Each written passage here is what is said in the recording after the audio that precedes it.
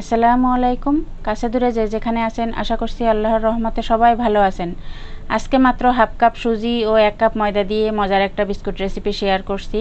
হাতের কাছের উপাদান দিয়ে এই হোমমেড বিস্কুটটা বানানো যাবে। ঝটপট অতিথি আপ্যায়নেও এই খাবারটি খুব কম সময়ে বানিয়ে নেওয়া যাবে। তো বিস্কুট বানানোর জন্য এখানে আমি প্রথমে একটা বোল নিয়ে নিলাম। এখানে আমি হাফ কাপ সুজি দিয়ে দিলাম 1 কাপ পরিমাণে ময়দা। এখানে আমি 1/3 কাপ চিনি দিয়েছি, সামান্য পরিমাণে লবণ দিলাম, হাফ টিস্পুন এখানে আমি বেকিং পাউডার দিয়ে দিলাম। সমস্ত শুকনো উপকরণগুলো এখন আমি ভালোভাবে মিশিয়ে নিচ্ছি যেন সব উপাদানগুলো সমানভাবে মিশে যায়। তো এখানে আমি 2 টেবিল চামচ গলানো বাটার দিয়ে দিলাম। বাটার দিয়ে এখন এটা আমি ভালোভাবে মেখে নিচ্ছি। আর বাটারের পরিবর্তে এখানে ঘিও ব্যবহার করা যাবে। তো যে কোনো কুকিজ আইটেমে কিন্তু বাটারের ব্যবহারটা হয়। তো এই যে ভালোভাবে মিশিয়ে যখন হাতের ভিতরে মুঠো চলে আসবে, এইভাবে দলা পেকে যাবে, তখন বুঝতে হবে যে মাখানোটা ঠিকঠাক হয়েছে। তো এখানে আমি কিছুটা তরল দুধ নিয়েছি, নিয়ে এখন আমি অল্প অল্প করে দিয়ে একটা খামির বানিয়ে নিব। আর হাতের কাছে যদি তরল দুধ না থাকে সেই ক্ষেত্রে আপনারা 1/3 কাপ গুঁড়ো দুধ দিয়ে দিবেন, দিয়ে এখানে পানি দিয়ে এই মাখানোর কাজটা করবেন। তো আমি অল্প অল্প দুধ দিয়ে এখন একটা খামির বানিয়ে নিচ্ছি। এটা তো আমার মাখানো হয়ে গেছে। এখন এটা আমি একটা ঢাকনা দিয়ে রাখছি 10 মিনিটের জন্য। এটা আমি রেস্টে রেখে দিব এখন। তো 10 মিনিট পরে আমি ঢাকনাটা খুলে নিয়েছি। তো ডোটা আমি আবারও এখন একটু মথে নিচ্ছি। মথে নিয়ে 2 হাতের তালুতে আমি সামান্য পরিমাণে তেল মেখে নিয়েছি। প্রয়োজন মতো এখন এখান থেকে আমি ডো নিয়ে নিচ্ছি। এবার 2 হাতের তালুতে আমি এটা একটু গোলাকার শেপ দিয়ে নিচ্ছি। বিস্কুটের যেভাবে সাইজ হয় ওভাবে আমি করতেছি।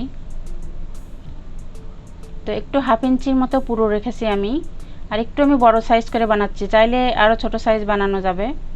তো একটা ছুরি দিয়ে আমি একটু দাগ দিয়ে দিচ্ছি। তো দেখে নিন আমি কিভাবে দাগ দিচ্ছি। এভাবে দাগ দিয়ে নিলে বিস্কুটটা বেশ ভাজার পরে বেশ ক্রিস্পি হয়। এই যে এইভাবে আমি এখন সবগুলো এখন বানিয়ে নিব। চাইলে এখানে আপনারা কুকি কাটার দিয়েও এই কাজটা করতে পারবেন। যে কোনো কুকি কাটার দিয়ে যে কোনো শেপে এটা বানানো যায়। তো আমি ছুরি দিয়ে কাজটা করছি হাতের তালুতে রেখে। তো আমি আরও একটা বানিয়ে দেখালাম।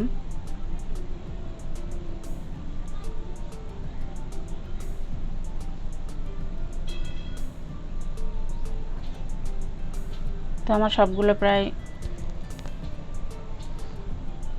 বানানো হয়ে গেছে। তো এখন এগুলো আমি এখন তেলে ভেজে নিব। তো আমি প্যানে প্রয়োজন মতো তেল দিয়ে কুসুম গরম করে তারপরে আমি বিস্কুটগুলো ছেড়ে দিচ্ছি। আর তেলটা কোনোভাবে বেশি গরম করা যাবে না, সেই ক্ষেত্রে পুড়ে যায় দ্রুত। তো হালকা আঁচে এটা ভেজে নিতে হয়। যত সময় নিয়ে এটা ভাজবেন তত ক্রিস্পি হবে। তো আমি এক পাশ কিছুটা ভাজা হলে আমি উল্টে দিচ্ছি। চুলার আঁচটা একদম আমি এখন কমিয়ে রেখেছি। বিস্কুট সবসময় অল্প আঁচে ভাজতে হয়, সেই ক্ষেত্রে ভিতরটা অনেক ক্রিস্পি হয়। তো আমি আবারও উল্টে দিচ্ছি। যতক্ষণ না এটা ব্রাউন কালার হয় ততক্ষণ আমি এটা বারবার উল্টে দিচ্ছি যেন নিচ থেকে পুড়ে না যায়।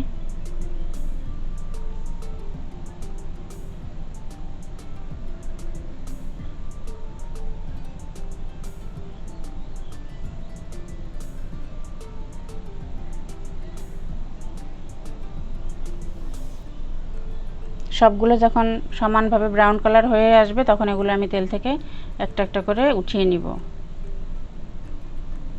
তোমার ভাজা হয়ে গেছে, এখন আমি একটা একটা করে তেল থেকে তুলে নিচ্ছি। আর এটা বেশ সংরক্ষণ করে খাওয়া যায়। এই বিস্কিটটা ঠান্ডা করে যদি এয়ারটাইট বক্সে রাখা যায় বেশ কিছুদিন ভালো থাকে। তো এভাবে আমি এখন বাকিগুলোও ভেজে নিব। আর আশা করছি ভিডিওটা সবার কাছে ভালো লাগবে। যদি ভালো লাগে তাহলে একটা লাইক দিবেন, আর সাবস্ক্রাইব না করে থাকলে সাবস্ক্রাইব করার অনুরোধ থাকলো। তো এই যে একটা আমি ভেঙে দেখাচ্ছি, ভেতরটা অনেক মুচমুচে হয়েছে আর খেতেও বেশ দারুণ। সবাই ভালো থাকবেন, সুস্থ থাকবেন, আমার জন্য দোয়া করবেন। আসসালামু আলাইকুম।